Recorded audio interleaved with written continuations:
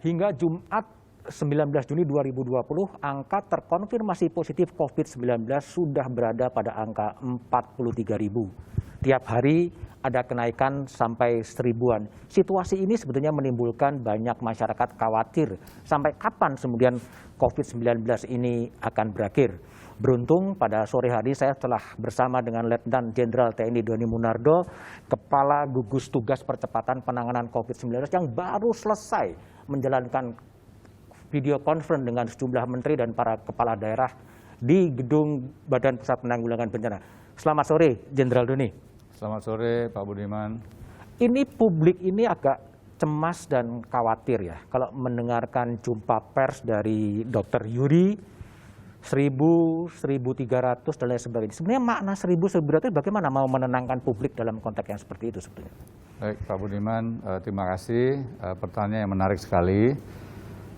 Memang dalam beberapa minggu terakhir, khususnya setelah Lebaran, jumlah kasus terkonfirmasi positif mengalami peningkatan. Nah, ini tidak terlepas dari kekuatan kita, kemampuan kita dalam melakukan pemeriksaan. Dulu pada minggu-minggu pertama peristiwa COVID ini, kemampuan pemeriksaan spesimen kita itu hanya ratusan per hari. Hanya ratusan? Hanya ratusan. Dan kita hanya memiliki 1 unit laboratorium, yaitu Balitbangkes Kementerian Kesehatan. Nah, secara bertahap oleh Menteri Kesehatan atas perintah Bapak Presiden, bekerja sama dengan pemerintah daerah dan gugus tugas, mengalami peningkatan. Nah, sekarang jumlah mesin PCR kita itu sudah di atas 150 unit. Sehingga yang semula cuma ratusan spesimen yang diperiksa, dalam beberapa hari terakhir ini telah mencapai lebih dari 20.000 spesimen. Sehingga wajar apabila jumlah kasus terkonfirmasi positif itu mengalami peningkatan. Kemudian daerah-daerah juga itu memprioritaskan mereka yang diperiksa adalah kelompok ODP dan PDP. Termasuk juga mereka yang memiliki kontak erat dengan masyarakat atau keluarga yang sudah terkonfirmasi positif. Kemudian juga yang kedua adalah memang ada kecenderungan setelah Lebaran itu banyak masyarakat kita yang tidak sadar terpapar. Namun sebagian besar dari kelompok ini adalah kalangan dari kelompok muda usia. Nah, kita lihat dari jumlah tempat tidur yang di rumah sakit itu tidak mengalami peningkatan. Nah, di beberapa daerah itu justru mengalami penurunan, seperti Jakarta misalnya.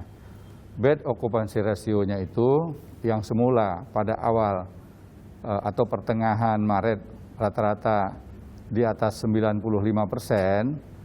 sekarang berada di bawah 40%, Pak Budiman. Artinya mereka yang sudah terkonfirmasi positif itu tidak menunjukkan gejala yang berarti. Artinya mereka bisa dirawat di rumah sendiri, melakukan isolasi mandiri. Dan tentunya biasanya berdasarkan pengalaman kita sudah beberapa bulan terakhir ini, pada akhirnya mereka akan sembuh.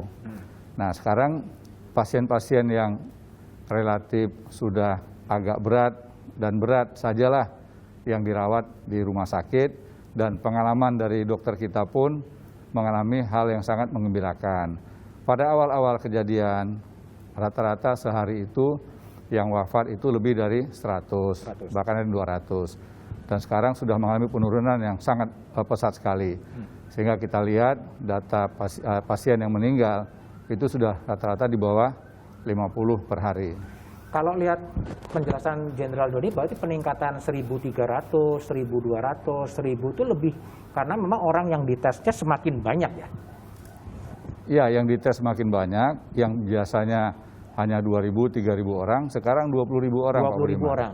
Dan nanti akan meningkat menuju ke arah 30.000. 30.000 sesuai dengan perintah Presiden? Betul. Oke. Tapi gimana, sekarang angkanya 43.000. apakah kemudian gugus tugas juga punya permodelan matematis gitu yang bisa memperkirakan kira-kira ini positif sampai berapa sebetulnya?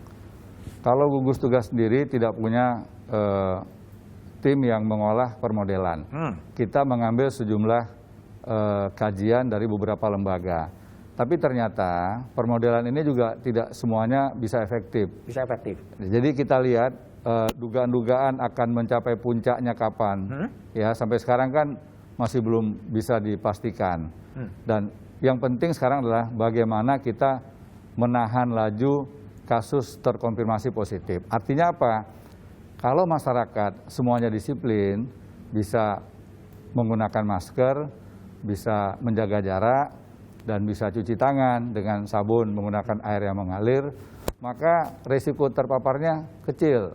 Nah, sekarang bagaimana kita bisa merubah budaya, merubah perilaku, bahwa jaga jarak ini adalah bagian yang terpenting dalam rangka memutus mata rantai penularan COVID. Oke. Jadi Jenderal Doni, jadi puncak pandemi, puncak atau gelombang pertama itu juga belum tercapai sebetulnya? Atau kita nggak tahu akan sampai kapan? Ya, saya bukan ahli di bidang epidemiologis, ya, tetapi tim pakar yang berada di gugus tugas itu mengatakan kita tidak akan pernah bisa menduga kapan akan mencapai puncak. Oke. Nah, puncak itu tidak akan tercapai kalau kita semuanya berdisiplin. Kalau semuanya itu melakukan upaya untuk menghindari supaya tidak terpapar. Nah, kalau ini bisa kita lakukan, ya kita nggak akan pernah sampai puncak dan flat saja. Nanti pada akhirnya kan semakin berkurang begitu.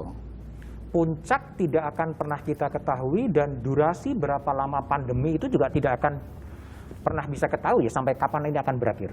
Sampai hari ini Pak Budiman, belum ada satupun pakar dari dalam maupun luar negeri yang bisa memastikan kapan akan berakhirnya COVID ini. Termasuk juga pakar dari WHO, para pejabat WHO mengatakan bisa jadi manusia akan hidup lebih lama dengan atau bersama COVID begitu. Tapi ada juga kritik Jenderal Doni dari kalau kita membaca berbagai analisis dari sejumlah orang mengatakan bahwa kebijakan yang diambil oleh pemerintah sekarang sebenarnya mengarah kepada herd immunity, komunitas kawasan. Gimana Jenderal merespon itu? Ya, jadi sekali lagi penggunaan istilah, ya, dari awal saya selalu mengatakan kita harus memberikan penjelasan yang tepat kepada masyarakat dengan mentransformasikan istilah asing menjadi bahasa lokal, ya, supaya rakyat bisa paham, bisa tahu. Nah, untuk herd immunity, ya, bagaimana mau dikatakan herd immunity kalau kita mati-matian sekarang ini membatasi kegiatan perkerumunan orang? Kita gugus tugas ya atas saran Bapak Presiden memberikan pembagian waktu kerja. Artinya pengurangan berkumpulnya orang, terutama di tempat keberangkatan transportasi massal. Kemudian mal dibatasi. Semua kegiatan itu dibatasi, baik waktunya maupun jumlah manusianya. Kemudian juga kita mengingatkan kepada kelompok yang punya resiko tertular dan berakibat fatal, terutama yang punya komorbid, ya hipertensi, kemudian diabetes, jantung, ya ginjal, ya kemudian kanker. Ini kita minta, ya bahkan kalau perlu ya harus dipaksa, tidak boleh aktivitas keluar. Kalaupun keluar harus hati-hati, tidak boleh bertemu siapapun juga, orang yang tidak dikenal. Tidak boleh bersentuhan dengan orang lain. Nah, ini nggak bisa dikatakan sebagai herd immunity.